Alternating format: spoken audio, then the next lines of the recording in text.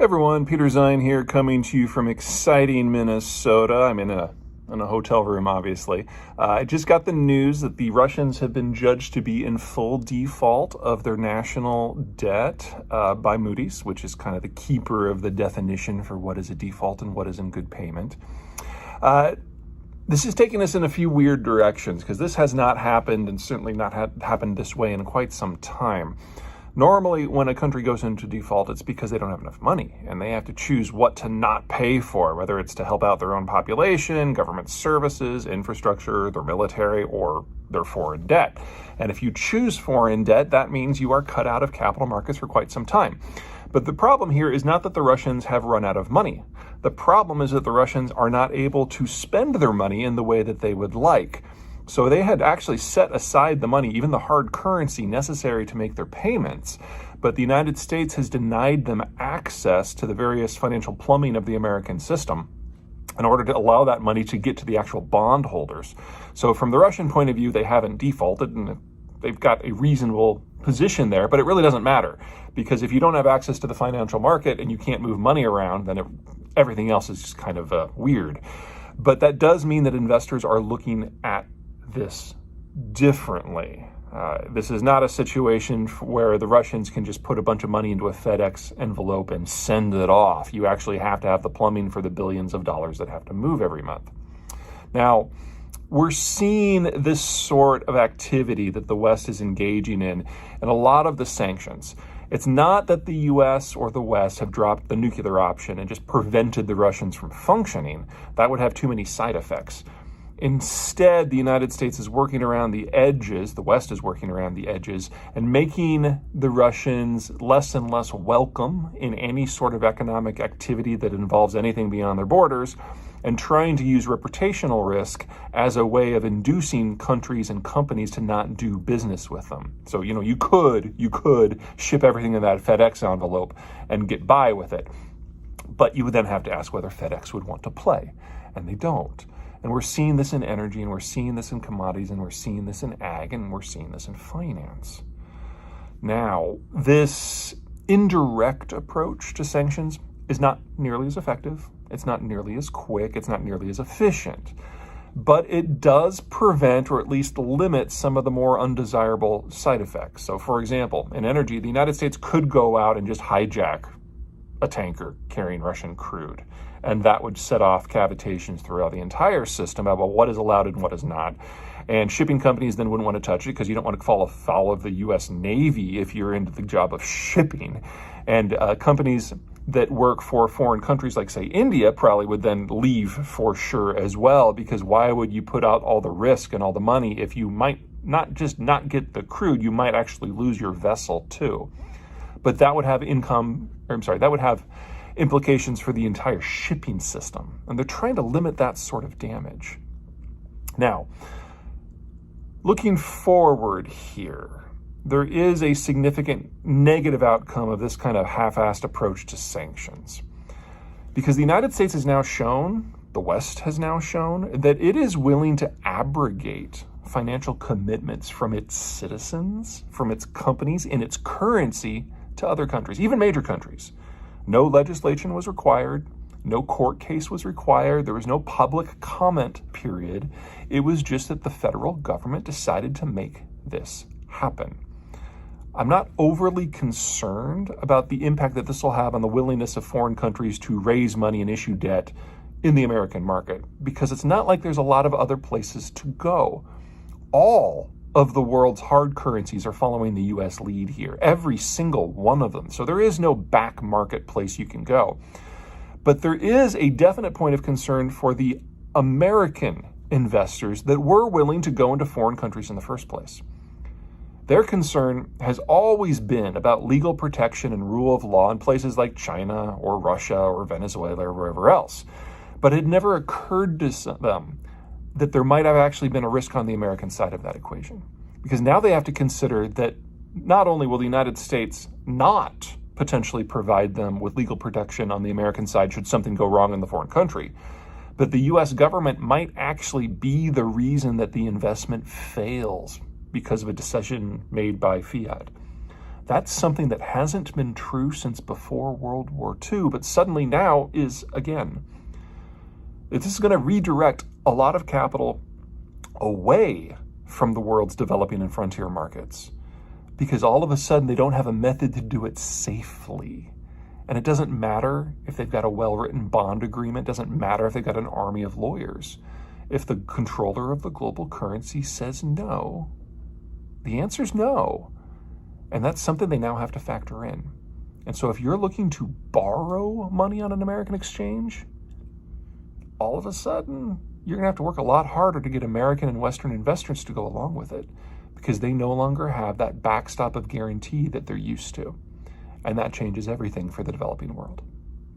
Okay, that is it from me. Until next time. Everyone, Peter Zeihan here, coming to you, Vancouver. No backdrop today, I just got up.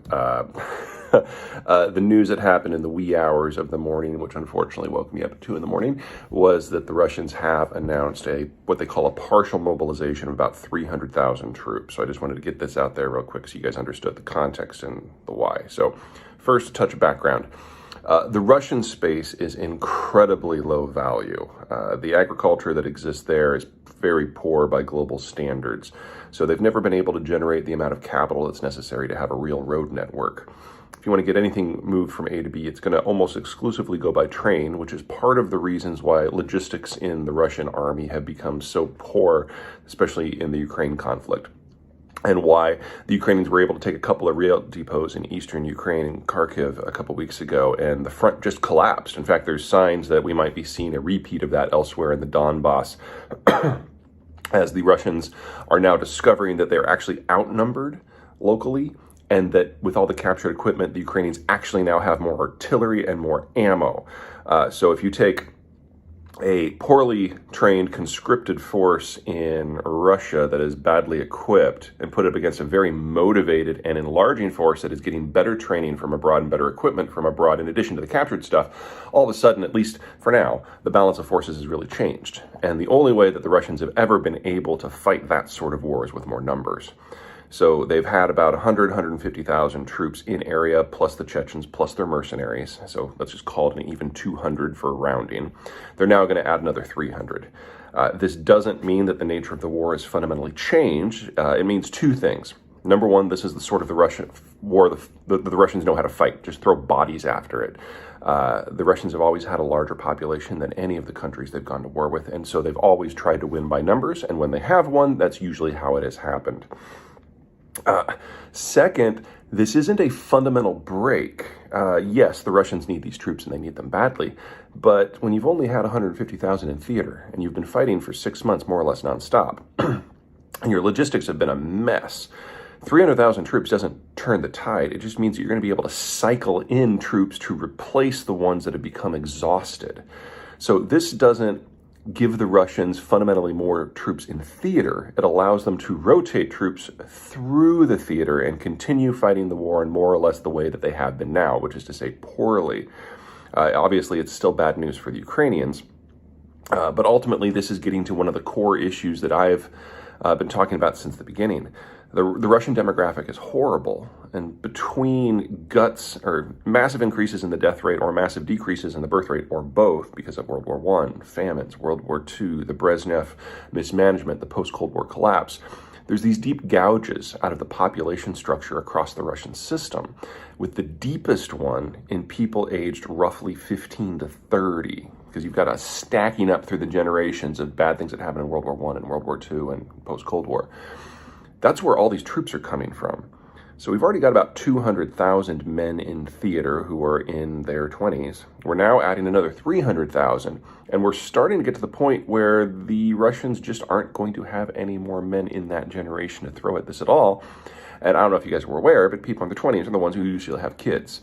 So we're taking what is already the most demographically fragile demographic and putting them into an open-ended war, which makes it very difficult for them to father or raise children. This is potentially a country killer. Before, I thought that this was Russia's last war. Now I'm certain of it, or at least the last war they can fight with conventional forces. Now, Will the Ukrainians be able to repeat the feats they've been doing? It's entirely possible, but keep in mind the scale of what needs to be done here. With the size of the territory in question, the Ukrainians need to pull off what they've done in the first 2 weeks of September another 20 times. I'm not saying that's impossible. I'm just saying that that is the scale of what is going on here. So expect the Ukrainians to do two things. Number one, continue to hammer as many logistical points that the Russians rely on as possible. Anything they can do to disrupt the flow of men, material, and especially food supplies to the front line is something that is going to crush the Russian demographic that is responsible for the soldiers and responsible for what's the word I'm looking for? Propagating the Russian condition in the first place. Second, look for them to reach specifically for transport nodes, not just ones that are near the front line, but ones that might seem a bit of a Hail Mary, not to strike, but to capture. The one I am most interested in, of course, is Mariupol, because if the Ukrainians can reach Mariupol, they basically isolate Russian forces throughout southern Ukraine. And then you're talking about 100,000 Russian troops that are just stranded with no hope of resupply at all. If the Ukrainians are going to win this war, they have to take massive bites out of not just the Russian army, but the Russian demographic. And doing that, destroying the Kerch State Bridge, isolating Crimea from the rest of Russia, that is how that is done. And now that the Russians have obliged to throw another 300,000 troops into the grinder, we may be seeing the beginning of the Russians' end here. It is still the Russians' war to lose. But they're following the playbook, and that makes them a little bit easier to predict. Okay, that's it for me. Until next time.